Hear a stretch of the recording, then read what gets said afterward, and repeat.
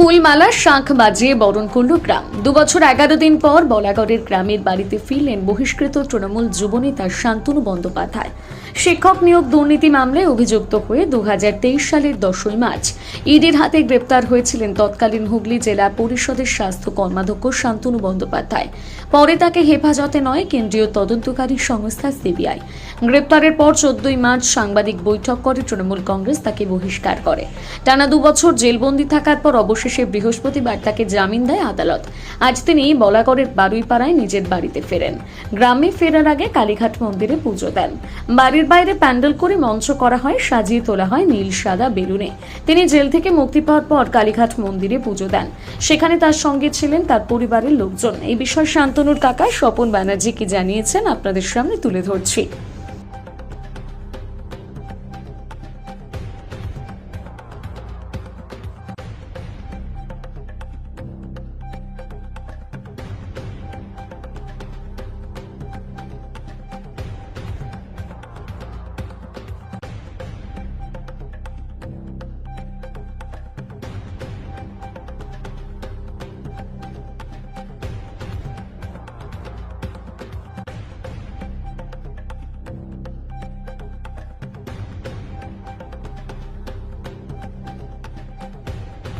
দিন পর বাড়ি ফিরছে, আজকে কি বলবো? ভালোই লাগছে, মানে আমার তো ছেলের মতোই। সেই এতদিন ইয়ে করার পর সে ফিরছে, এটা আমরা সবাই আনন্দিত এবং আমাদের যারা আছে তারা প্রত্যেকেই তারা মানে ভালোবাসে এখানকার, আরও করেও সবাই মানুষের উপকার করে। আর কি বলবো, কাকা হিসেবে খুশি? কাকা হিসেবে তো খুবই খুশি, কারণ আমি তো সেই অ্যারেঞ্জমেন্ট বলতে মানে আয়োজন করা হয়েছে, এই যে বাড়ি সাজিয়ে তোলা হয়েছে বেলুন ফেলুন দিয়ে, সবগুলো সব একটু আড্ডু করেছি। কি করেছেন? সামান্য পরে একটা ছোটোখাটো সবাইকে বসার জায়গা বা একটু বেলুন টেলুন দিয়ে যেমন সাধারণ করে। সবচেয়ে আনন্দ পাচ্ছি আমার নাতিটা।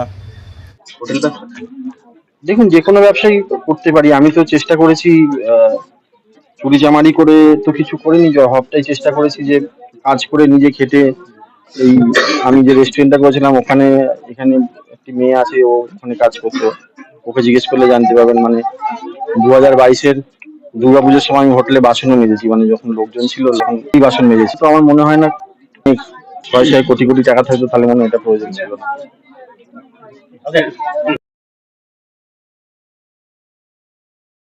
সাসপেন্ড করতে পারে, সাসপেন্ড করলে সাসপেনশন ওঠে। আমার এটা একটা খুব কষ্টের জায়গা, দল আমাকে বহিষ্কার করে দিয়েছিল। আমার কোথাও গিয়ে মনে হয়েছিল আমি এরকম, আমার অপরাধ কিন্তু প্রমাণিত নয়, বা যখন আমাকে দল বহিষ্কার করেছে তখন কিন্তু আমি কোনোভাবেই অপরাধী নই, এবং আজকের ডেটে দাঁড়িয়েও আমি কিন্তু অ্যাকিউজড, অভিযুক্ত। আমার বিরুদ্ধে অভিযোগ এখনো বিচারাধীন আছে। দল সেই সুযোগটা দিতে পারতো, বা দল হয়তো পাশে থাকতে পারতো, যে সাসপেন্ড করতে পারতো। আমি মনে করি তৃণমূল একজন শৃঙ্খলাবদ্ধ দল, সেখানে শৃঙ্খলা তৃণমূলে অনেক বেশি। সেই জায়গায় দাঁড়িয়ে একদম সঠিক, কিন্তু বহিষ্কার করাটা আমার খুব কষ্ট হয়েছিল। রাজনৈতিক ষড়যন্ত্রের শিকার এত কিছু বলার ব্যাপার নেই। দেখুন, রাজনৈতিক ষড়যন্ত্র কে ষড়যন্ত্র করবে? আমাদের দলনেত্রী শেষ কথা, অভিষেক বন্দ্যোপাধ্যায় শেষ কথা, তারা আছেন, তারা বিচক্ষণ মানুষ, তারা বুঝবেন। হ্যাঁ, আমি কিছু খবর আমি চেষ্টা করব তাদের কাছে পৌঁছে দেওয়ার, যে এই দলে থেকেও যে কত মানুষ, যারা দলে বিভিন্ন পদাধিকারী আছে। দেখুন, আমি যেখানে ছিলাম সেখানে অনেক মানুষের সাথে আমারও তো পরিচয় হয়েছে, দেখেছি, জেনেছি। দলের মধ্যে থেকেও কিভাবে দলের সাথে তারা গদ্দারি করছে, বা অন্য রাজনৈতিক দলের সাথে কিভাবে ব্যালেন্স করে আমার দলের খবর বাইরে বেরোচ্ছে, অনেক কিছু জানতে পেরেছি, অনেক কিছু জেনেছি। চেষ্টা করবো কারোর মাধ্যমে দলের কাছে সেগুলো পৌঁছে দেওয়ার। দল আশা করি জানি, কিন্তু আমার মনে হয় এমন কিছু বিষয় আছে যেগুলো হয়তো দল অব্দি পৌঁছয় না, বা পৌঁছয়নি এখনো পর্যন্ত, আমার এটা বিশ্বাস। কারণ অনেক মানুষকে দেখেছি তো, যারা দলনেত্রীকে সামনে থেকে বলছে নেত্রী ছাড়া কিছু বুঝি না, তারাই আবার রাতের অন্ধকারে অন্য রাজনৈতিক দলের সাথে যোগাযোগ রাখছে। এবং সামনে ইলেকশন, আমার মনে হয় দলকে সতর্ক হয়ে এই জিনিসগুলো দেখা দরকার। সেটা কি এই জেলারও? অবশ্যই, সারা বাংলার আছে, এই জেলারও আছে। এই ব্লকে দেখুন, আমি এত কিছু বলবো না, এগুলো দলের ইন্টারনাল ম্যাটার। আমি দলকে চেষ্টা করবো আমার মাধ্যমে, আমি তো সরাসরি জানাতে না পারলে কারোর মাধ্যমে যদি চেষ্টা করবো জানানো। কারণ এই দলটার জন্য একটা সময় এই বাড়িতে আমরা 98 সালে আমরা থাকতে পারিনি, সিপিএম এই বাড়িতে আগুন লাগাতে এসেছিল। আজকে সেই জায়গায় সেই বাড়িতে দাঁড়িয়ে আজকে 27 বছর পর দাঁড়িয়ে এই কথাটা বলছি। দেখুন সেই লড়াইটা করে সেই করে আজকে এখানে দলটা ক্ষমতা এসেছে। আমি তো চাইবো দলটা মানুষের জন্য কাজ করুক। আর সবচেয়ে বড় কথা, যেভাবে এই দল সমস্ত স্তরের মানুষের জন্য যেভাবে কাজ করেছে দলনেত্রী মমতা বন্দ্যোপাধ্যায়, সেখানে আমার মনে হয় মমতা বন্দ্যোপাধ্যায় আগামী আরো যতদিন উনি বাঁচবেন, আমার 100 বছর জীবিত থাকুন উনি, আমি চাই, এবং 100 বছরই উনি মুখ্যমন্ত্রী থাকুক এই বাংলায়। আপনার লাস্ট কোশ্চেন, 2 বছর 11 মাস একটা সন্তান তার বাবাকে পাশে পায়নি, সেই জায়গাটা কি বলবেন? আমি মনে করি বাবা হিসেবে আমি ব্যর্থ। অবশ্যই আমার সন্তানের তো কোনো দোষ নেই, যে কোনো কারণেই হোক আমার সন্তান আমাকে এই 2 বছর 11 দিনতে সে আমাকে কাছে পেল না। এটা আমি নিজের গিলটি ফিল করি যে আমার সন্তান, সে তো কোনো দোষী নয়, আজকে সে কিন্তু আমাকে কাছে পায়নি। কিন্তু আমি এটুকু বিশ্বাস করি যে আমার সন্তান আগামী দিনে যখন বড় হবে, সে নিশ্চয়ই আগামী দিনে আমি আমার সঠিক বিচার পাবো, এবং আমার সন্তান সেও মাথা তুলে বলতে পারবে যে আমার বাবা হয়তো আহ ভালোই মানুষ, খারাপ মানুষ হিসেবে আশা করি আমার সন্তান আমাকে দেখবে না। ইডি একাধিক সম্পত্তি আটক করেছিল, বাজেয়াপ্ত করেছিল আপনার হোটেল থেকে আরম্ভ করে সম্পত্তি, সেগুলো কি ফেরত পেয়েছেন? না, এগুলো জাস্ট ফর্মালিটিস, পেপার অ্যাটাচমেন্ট হয়েছে, এগুলো সবই আছে। এগুলো তো বিচারাধীন বিষয়, এই মামলা যতদিন চলবে ততদিন এটা থাকে। আমি ওনাদের যে সিস্টেম আছে সেই সিস্টেমে আমি সেগুলো সব করেছি। আমি যোগাযোগ করব তাদের সাথে। আমি ওখান থেকে তো সব যোগাযোগ করা যায়নি। এবার তাদের সাথে যোগাযোগ করব এবং এগুলো কি করে কি করা যায় সেটা নিশ্চয়ই কথা বলবো। অবশ্যই করব, কেন করব না। দেখুন, যে কোনো ব্যবসায়ী করতে পারি, আমি তো চেষ্টা করেছি। এই বিষয়ে এখন কিছুই বলবো না, কারণ এটা সম্পূর্ণ বিচারাধীন বিষয়। আমাকে ফাঁসানো হয়েছে, কি হয়েছে, কোনোটাই আমি কিছু বলবো না। বিচারাধীন বিষয় নিয়ে আমি কোনো কথা বলবো না। অবশ্যই যাবো, কাল থেকে কেন, আজ থেকেই যাবো। আমার পাড়ার একজন অসুস্থ আছেন, আমি ওনার বাড়িতে একবার যাবো একটু পরে। এটা তো আমি করবো, এটা তো আমার ভালোবাসা, ভালো লাগা। এই এত মানুষ এসছে, এই আমার এই 2 বছরের যে কষ্টটা, মানে আমি এই 20 মিনিটে আমার সেই কষ্টটা আমার লাঘব হয়ে গেছে। আমার মনে হচ্ছে না যে আমি কোথাও এত কষ্ট 2 বছর ধরে এত কষ্ট পেয়েছি 2 বছর ধরে, খুবই, এটাও ঠিক। যেভাবে ছিলাম এখানে মানুষের মধ্যে, একা ছিলাম, কষ্ট হয়েছে। সবাই, যদিও ওখানেও অন্যরকম একটা পরিবেশের মধ্যে থেকেছি, ওখানেও অনেক কিছু শিখেছি, তবে এটুকু বলতে পারি আমার কাছে নতুন একটা অধ্যায়। এবং আমার মনে হয় এটা, আমি ব্যক্তিগতভাবে বলছি, আমার জীবনে এটা দরকার ছিল। তার কারণ বহু মানুষকে দেখেছি যারা আমার সঙ্গে ছিলেন, যারা পাশে ছিলেন, যাদেরকে আমি কাজ করেছি, যাদের উপকার করেছি, যাদের সবসময় পাশে থেকেছি, নিজের জীবন বাজি রেখে তাদের পাশে থেকেছি, তারা এই সময় আমার সাথে নেই। কিন্তু যাদের জন্য হয়তো কিছুই করতে পারিনি, এই ছোট ছোট মানুষগুলো, এনাদের জন্য, এই গ্রামের মানুষের জন্য কি এমন করেছি, কিন্তু তারপরেও তারা কিন্তু আমাকে ভোলেনি। তারা তার বাড়ির পরিবারের সন্তানের মধ্যে কিন্তু আজকে আদর করে আমাকে নিয়ে এলো। দরকার ছিল, মানে দরকার ছিল, আপনি বললেন যে আমার দরকার ছিল, মানে কি বললেন? শিক্ষাটা দরকার ছিল বলতে আমি একটাই কথা বলছি যে কারেকশনাল হোম বলে, তো কারেকশনাল হোমে গিয়ে অনেক মানুষের সাথে আমি দেখলাম, অনেক মানুষকে সামনাসামনি দেখলাম, ওখানে তো সব রকম মানুষই থাকে। আমি ওইটা না গেলে আমি এই মুখোশধারী মানুষগুলোকে চিনতে পারতাম না। মানুষের খারাপ সময়টা আসা দরকার ছিল, আর খারাপ সময় এলে মুখোশধারী মানুষগুলোকে চেনা যায়। এবং আমি সত্যি কথা বলছি, আজকে যেটা আমার ব্যর্থহীন ভাষায় বলছি, আমার দলের লোক আমার কতটা পাশে থেকেছে, কি থেকেছে আমি জানি না, আর তারা আমার কতটা খোঁজ নিয়েছে, কি করেছে আমি জানি না। কিন্তু বন্ধু হিসেবে, পাড়া প্রতিবেশী হিসেবে, আমার গ্রামবাসী হিসেবে, ব্লকের মানুষ হিসেবে, সারা জেলার মানুষ হিসেবে, সারা রাজ্যের বিভিন্ন প্রান্ত থেকে আমার একটা দলের ঊর্ধ্বে তো একটা জিনিস থাকেই। আমি সিপিআইএম এর যারা আমার বন্ধু বান্ধব আছেন, সিপিআইএম এর যারা বয়োজ্যেষ্ঠ লিডার আছেন এখানকার, বিজেপির যারা নেতারা আছে, তারা সবাই আমার খোঁজ নিয়েছে, আমি কেমন আছি, আমি কবে ফিরবো, বারবার তারা জিজ্ঞেস করেছে। আবার কোথাও আমার গিয়ে মনে হয়েছে তার দলের থেকে বেশি লোক খোঁজ নিয়েছে, মানে আমার দলের লোকের থেকে বেশি তারা খোঁজ নিয়েছে। এই ভালোবাসাটা আমার কাছে অনেক। এবং আমি প্রত্যেকটা মানুষ যারা আমাকে ব্যক্তিগতভাবে আমার খোঁজ, আমি চেষ্টা করবো তাদের প্রত্যেকটার বাড়ি গিয়ে তাদের সাথে দেখা করে আসি, সে যে দলেরই হোক না। একটা সময় যাদের হয়ে কাজ করেছেন আপনার দুর্দিনে তারা পাশে ছিল না, এটাই বলতে চাই। এটা হ্যাঁ বলাই যায়। আমার দুর্দিনে তারা পাশে সেভাবে ছিল না, সবাই ছিল না বলবো না, কিছু মানুষ তো ছিলেনই যারা খোঁজ খবর নিয়েছেন, দূর থেকে খোঁজ নিয়েছেন, কিন্তু যাদের থাকার কথা ছিল তারা কেউ ছিলেন না। দলে ফিরিয়ে নিলে যাওয়ার জন্য আবেদন করবেন? না, আবেদন করবো না। ফিরিয়ে নিলে আবার সেই পুনরায় সেভাবে দেখা যাবে। আবেদন করব না আমি। দল যদি ফিরিয়ে নেয়, আমি আবার বলছি আপনাদের মাধ্যমেও তো দল নিশ্চয়ই খবর পাবেন। দলনেত্রী তার সন্তানের মতো। তা আমার মনে হয় না মায়ের কাছে ফেরার জন্য কোনো পারমিশন লাগে বা মাকেও সন্তানকে ফিরিয়ে নেওয়ার জন্য কোনো আবেদন লাগে। যদি তিনি মনে করেন আমাকে ফেরাবেন, আমি ফিরে যাবো। আমার নেতা আছেন অভিষেক বন্দ্যোপাধ্যায়, তিনি যদি মনে করেন ফিরিয়ে নেবেন, ফিরে যাবো। একাধিক তৃণমূল নেতা জেলে গেছেন, আবার ফিরে এসেছেন, মূল স্রোতে ফিরে এসেছেন এবং তৃণমূলের সঙ্গে যুক্ত হয়েছেন।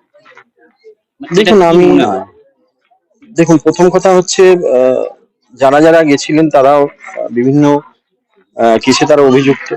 কেস প্যাটার্ন নিয়ে কিছু বলবো না, কিন্তু কোথাও গিয়ে সেই মানুষগুলো যখন ফিরে এসেছে, দল মনে হয়েছে দলের জায়গায় দাঁড়িয়ে তারা ভেবেছে যে এই মানুষগুলোকে ফিরিয়ে নেওয়া দরকার, তাদের প্রয়োজন আছে, তাই দল ফিরিয়ে নিয়েছে। দল যদি মনে করে আমার প্রয়োজন আছে, আমাকেও ফিরিয়ে নেবে। আমি এটুকু বলতে পারি, আমি একদম আজকের এই মুহূর্ত থেকেই রেডি দলের জন্য। কোথাও গিয়ে কোনো জায়গায় আমি কোনো ভয় ভীতি আমার কিছু নেই, আমার কাউকে আমি ভয় ভীতি পাই না।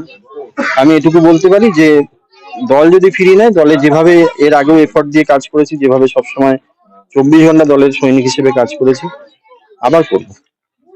নিজে থেকে আবেদন করবেন? দেখুন, ওই বললাম আবেদন করার কিছু নেই।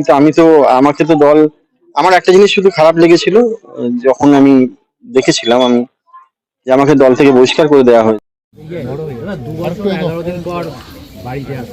বলাগড়ের মাটিতে পা দিলেন, কি বলবেন? দেখুন, এটা তো খুবই আনন্দের বিষয়। আর 2 বছর পরিবার ছেড়েছিলাম। আমার পরিবার মানে শুধুমাত্র আমার বাড়ির লোকজন না, এই এত মানুষ, এটাই আমার পরিবার। তো কেটে দিয়েছে। ফেরার সময় যখন দেখছি এত মানুষ দাঁড়িয়ে আছে, আমি ভাই বলছে চলো তাড়াতাড়ি, ওখানে সবাই দাঁড়িয়ে আছে, তো এসে দেখলাম যে সত্যি এখনো মানুষ সবাই ভালোই বাসে। আর হয়তো কোথাও কোনো মানুষের একটু হলেও কাজ করে এই মানুষগুলোর কাছ থেকে আমি সারা জীবন পেয়েছি। এই যে এত মানুষ আজকে আপনাকে মালা দিল, কি বলবেন? দেখুন, এটা হয়তো কোনো সময় কোনো ভালো কাজ করেছিলাম, তার জন্য এটা আমার কাছে অনেক বড় পাওনা। এবং 2 বছর যাদের সাথে কোনো যোগাযোগ নেই, তারপরেও আমি যখন বাড়িতে আসছি, আমার পরিবারের সবাই, মানে এত মানুষ, এত বর্ধিত পরিবার আমার, তারা সবাই এইভাবে আমাকে স্বাগত জানাবে কোনোদিন ভাবিনি। অনেক বড় একটা অভিযোগে অভিযুক্ত আমি, কিন্তু তারপরেও আমার গ্রামের মানুষ বা এলাকার মানুষ, তাদের কাছে আমি এখনো তাদের আগের পরিবারের সন্তান হিসেবে সেভাবেই তারা আমাকে দেখে, এটাই আমার কাছে বড় পাওয়া। তৃণমূল থেকে তো বহিষ্কৃত আপনি, কিন্তু এখানে দেখা গেল বহু কর্মী সমর্থকরা রয়েছে এখানে। দেখুন, এখানে আমি তো এখানে শুধু তৃণমূল না, এখানে তৃণমূল, বিজেপি, সিপিএম, যদি দলের কথা বলেন, সব দলের মানুষই আছে। এটা পাড়ার ছেলে হিসেবে, গ্রামের ছেলে হিসেবে, এই ব্লকের ছেলে হিসেবে তারা ভালোবাসে। সবকিছু তো রাজনীতি দিয়ে হয় না, রাজনীতির ঊর্ধ্বেও কিছু হয়, আর সেই জন্যই সবাই এসেছেন এখানে সবকিছু ভুলে। আবার বা প্রতিবেশী তারা চাইছেন আবার দলে ফিরবেন? সেটা দল ঠিক করবে, চিরকাল দলের অনুগত সৈনিক ছিলাম, আছি, আগামী দিনেও থাকবো। এখন দলের সমর্থক হিসেবে আছি। দল যদি কোনোদিন আবার সেই অধিকার দেয়, আবার তৃণমূল কর্মী বলে নিজেকে পরিচয় দেবো। অনুব্রত মণ্ডল বিরুদ্ধে একাধিক অভিযোগ ছিল, তাকেও ফিরিয়ে নেওয়া হয়েছে। দেখুন, এটা দলনেত্রী এবং আমার নেতা অভিষেক বন্দ্যোপাধ্যায় আছেন, তারা সিদ্ধান্ত নেবেন। তারা যদি মনে করেন আমাকে দিয়ে কাজ করাবেন, আমি দলের সৈনিক হিসেবে কাজ করতে রাজি আছি। এবং ওটা আমার কাছে একটা অনেক বড় আবেগ। আজকে বেরোনোর পর কোনো দলের কারোর সঙ্গে কথা হয়েছে? না, দলের কারোর সাথে কথা হয়নি, এমনি সবাই এসছে এখানে। এরপর কি করবেন? কি করবো, পরিবারের সাথে থাকবো, এই লোকগুলোর সাথে থাকবো, সবাই যারা আছে তাদের। তৎকালীন সময়ে সিপিএম এর সঙ্গে লড়াই করে আপনি এত রাজনীতি এসেছেন, একটা ঊর্ধ্বে পৌঁছেছিলেন, হঠাৎ নামিয়ে দেওয়া, কি মনে হচ্ছে এটা? দেখুন, আমি এটাকে ভাগ্য হিসেবে মনে করি, কারণ আমার মনে হয় এটা আমার ভাগ্য ছিল, তাই হয়েছে। হয়তো কখনো কোনো খারাপ কাজ করেছি, তার জন্য এরকম হয়েছে। যেটা বিচারাধীন বিষয়, সেই নিয়ে কিছু বলবো না, কিন্তু আমি নিজের ভাগ্যকে বিশ্বাস করি। আমার বাবা মা মারা গেছেন, তারা ঈশ্বর, এবং আমার ভগবানকে আমি বিশ্বাস করি। আমি হিন্দু ধর্মে বিশ্বাসী, আমি ভগবানকে বিশ্বাস করি, আমি আল্লাহকে বিশ্বাস করি। সেই জায়গায় দাঁড়িয়ে আমি একটাই কথা বলবো, যে যেটা আছে কপালে হয়েছে, কিন্তু আগামী দিনে আমি এখনো বলছি, আমি ডে 1 থেকে বলে এসেছিলাম যে আমি একদিন সঠিক বিচার পাবো। এবং আমার বিশ্বাস আগামী দিনে আমি এই এতগুলো মানুষ যারা আমার উপর এই বিশ্বাস রেখে আজকে এই ভালোবাসা দিয়েছে, এই মানুষগুলো কোথাও মাথা হেঁট হবে না আমার জন্য। এটা আমার বিশ্বাস, এবং আগামী 2 বছর 5 বছর 10 বছর পর হলেও তাদের সম্মানটা আমি ফিরিয়ে দিতে পারবো। আপনাকে কি ফাঁসানো হয়েছে? জানা হয়েছিল আপনার বিরুদ্ধে, আপনার কি মনে হয় সেটা খারিজ হবে বা আপনি নির্দোষ প্রমাণ হবে?